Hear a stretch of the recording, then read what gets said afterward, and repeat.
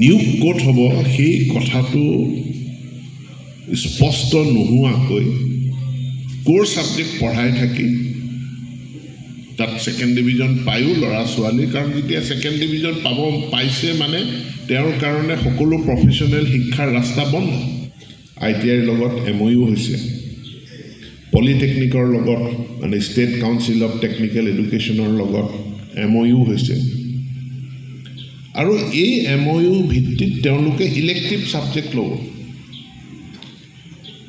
ধৰা হওক ডিব্ৰুগড় পলিটেকনিকৰ লগত ডিব্ৰুগড়ৰ স্কুল এখনৰ MOU হৈছে। এতিয়া ছাত্ৰ এজনে electrician, domestic electrician elective subject এটা লৈছে। ক্লাছ 6ৰ ল'ৰা ছোৱালীয়ে পঢ়িব নাজানে, লিখিব নাজানে, উঠি থিয় হৈ মোক এটা প্ৰশ্ন কৰিব নাজানে। অসম মাধ্যমিক শিক্ষক কৰ্মচাৰী সন্থা অসমৰ এটা অতি পুৰণি শিক্ষক সংগঠন, 100 বছৰ সম্পূৰ্ণ কৰিছে। গতিকে তেওঁলোকৰ শতবৰ্ষ উদযাপন সমিতিৰ বৰ্ষত মই যোগদান কৰি তেওঁলোকলৈ শুভেচ্ছা জ্ঞাপন কৰোঁ। আৰু লগতে মাধ্যমিক শিক্ষক শিক্ষয়িত্ৰীসকলৰ যিসমূহ সমস্যা আছে সেইখিনিৰ সময়তো আমি আনুষ্ঠানিক অনানুষ্ঠানিক দুই ধৰণে আলোচনা কৰোঁ, আৰু মোৰ বক্তব্য আপোনালোকে শুনিছে। বিষয়সমূহ আমি সমাধানৰ ফালে লৈ গৈছোঁ। প্ৰধান শিক্ষকৰ হাইকোৰ্টত যিহেতু কেছ চলিছিলে, যিসকলে ডিপাৰ্টমেণ্টৰ পৰা NOC নোলোৱাকৈ তেওঁলোকে BEd কৰিছিলে বা মাষ্টাৰ্ছ ডিগ্ৰী কৰিছিলে, যিহেতু আমাৰ ছাৰ্ভিচ ৰুলে সেইটো এলাউ নকৰে। যি কি নহওক, বিষয়টোৰ আমি কিবা এটা সমাধান কৰাৰ কাৰণে চেষ্টা কৰি আছোঁ, আৰু অহা কেবিনেটতে এই বিষয়টো উত্থাপিত হ'ব। কৰ্মচাৰী সন্থাৰ যি শতবৰ্ষ মহোৎসৱ যোৱা 3 ফেব্ৰুৱাৰী 2024 তাৰিখে মহামঞ্চত অনুষ্ঠিত হৈ গৈছিল।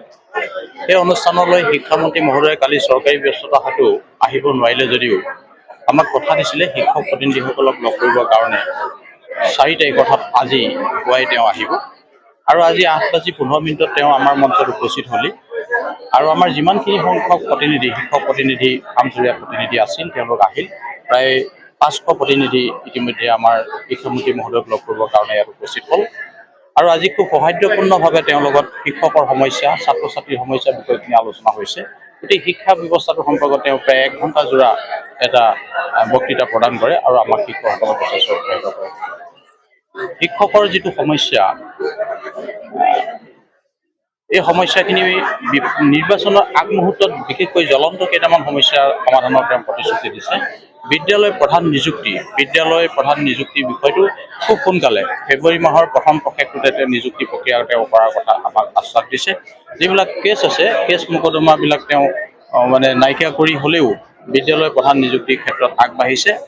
যিকেইখন জিলাত গ্ৰেডুৱেশ্যনৰ কাৰণে কেছৰ সমস্যা আছে, সেই জিলাকেইখনৰ বিশেষ 2-4খন স্কুলৰ গ্ৰেডুৱেশ্যনৰ সমস্যাকেইটা বাদ দি বাকী স্কুলবিলাকক বিদ্যালয় প্ৰধান নিযুক্তি দিয়াৰ কথাটো তেওঁ ঘোষণা কৰিছে। গতিকে আমি এইটো ভাল পাইছোঁ। আৰু NOC প্ৰসংগত তেওঁ আজি গুৰুত্বপূৰ্ণ মন্তব্য কৰে। ওৱান টাইমৰ এটা সুযোগ দি হ'লেও NOC বিষয়টোৰ পৰা আঁতৰি থাকি বিদ্যালয় প্ৰধান নিযুক্তি প্ৰক্ৰিয়াটো 100% পূৰ্ণ কৰাৰ কথা তেওঁ ঘোষণা কৰিছে। মই এইটো কথাৰ কাৰণে মই শিক্ষকসকলক আপোনালোকৰ মাজেদি জনাবলৈ পাই সুখী হ'ম। বিদ্যালয় প্ৰধান নিযুক্তিটো নিৰ্বাচনৰ আগমুহূৰ্তত হৈ যাব। তাৰোপৰি আমাৰ শিক্ষকসকলৰ মাজৰ যিটো আৰ্ণ লিভৰ প্ৰসংগত এটা দাবী আছে। আমি শিক্ষকসকলে 30 দিনৰ আৰ্ণ লিভ দাবী কৰি আহিছোঁ, যিহেতু শিক্ষকসকলে বছৰেকত কেৱল 10 দিনহে আৰ্ণ লিভ পায়।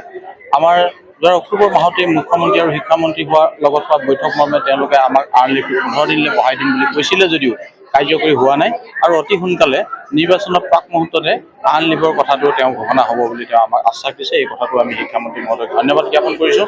শিক্ষক প্ৰতিনিধিসকলৰ হৈ আমি শিক্ষামন্ত্ৰী এই দুটা কাম অতি সোনকালে নিষ্পত্তি কৰিবৰ কাৰণে আমি তেওঁলোকক ধন্যবাদ জ্ঞাপন কৰিছোঁ।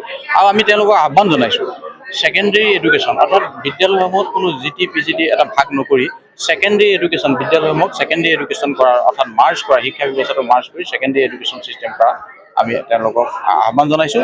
কমন ছাৰ্ভিচ ৰুলত মাধ্যমিক শিক্ষা খণ্ডটোত ছেকেণ্ডেৰী এডুকেশ্যন নামে পৰিচিত যাতে হয়, মাৰ্জ হয়, অৰ্থাৎ এইটো তেতিয়া আমাৰ হায়াৰ ছেকেণ্ডেৰী বিদ্যালয়সমূহৰ চলাবলৈ সুবিধা হয়, আৰু এই ক্ষেত্ৰত তেওঁ সহমত পোষণ কৰিছে। মই ভাবিছোঁ আজি এটা খুব সৌহাৰ্দ্যপূৰ্ণ আলোচনা হৈছে, আৰু শিক্ষকসকলেও তেওঁৰ আলোচনা আশ্বাসখিনি ভাল পাইছে।